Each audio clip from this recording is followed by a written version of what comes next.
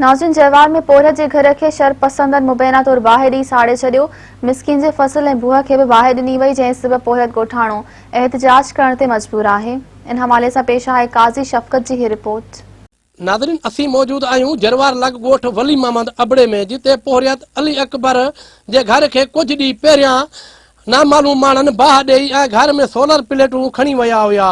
अॼु असुर जो नामालूम माण्हुनि वरी हिन जे बोह खे बाहि ॾेई करे ऐं घर में घिरी 5 बोटा अन्न जा खणी ऐं चौपाए माल खे ज़हर ॾिनी वई आहे। उन हवाले सां हिननि सां ॻाल्हि ॿोल कंदासीं, इन्हनि जो वधीक छा चवणु आहे। सही मसलो इहो आहे, महीनो अॻु में बाहि ॾिनी ने, उन खां पोइ सोलर प्लेटां खणी वियो असांजे घर मां, मतां चओ दुकान जा हेॾो होॾो घर मां जे घर में घिरिया आहिनि। साईं खे चवां वरी महीनो गुज़रियो आहे, ऐसे जो पाण आयो हो हिते सिर ज़मीन ते भुट्टो साहब। वरी राति असां देरो कल कढरायो थासीं, राति हिकिड़ी राति पई आहे बोह खे, राति जो बाहि ॾेई विया आहिनि। बाहि ॾेई विया आहिनि त असां ॿारनि बचनि भॻाऊं उॾे बाहि उजाइण, पोयूं अचूं त बकरियुनि खे ज़हर आई पई आहे। ज़हर जो कुझु आहे, बकरियूं तड़पनि थियूं पियूं। गिगा जे महिल हलियूं, चयोसीं ज़हर ॾेई विया आहिनि ऐं अन्न बि खणी विया आहिनि नामालूम चोर। असांखे साईं का ख़बर न आहे त केरु आहे केरु न आहे। मां सां छो था विढ़नि, मां कहिड़ो ज़्यान न साईं, हिन महल ताईं न आहे। मुंहिंजूं बकरियूं अञा त उहो मुई पई आहे, बाक़ी मरण ते तव्हां फोटू पाण ॾिसो। मुतालबो आहे त मां सां इंसाफ़, मां ग़रीब आहे, मां सां इंसाफ़ थियो वञे।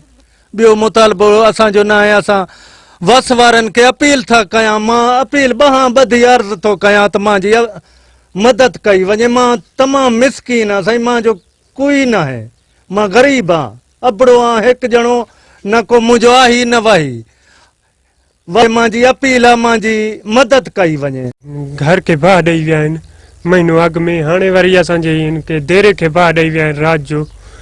पोइ असां ओॾे मां भॻाऊं सॼा बाहि मिसमाइण लाइ पोयूं आया आहिनि घर के, जेको आहे माल के ज़हर ॾिनी अथनि। अलाए छा माल बेहोश पियो, 6 बोटा हुया उहे खणी SP घोटकी के, DIG सखर के, IG कराची के असां अपील हथ बती था कयूं, असांजी वाहर कई वञे। असां कंहिं सां न विढ़ण जोगा आहियूं, न कंहिं सां फिटाइण जोगा आहियूं। असां मिसकीन आहियूं, 2-3 जरे पंहिंजा आहिनि जेके उन्हनि ते असां पाण वेठा आहियूं।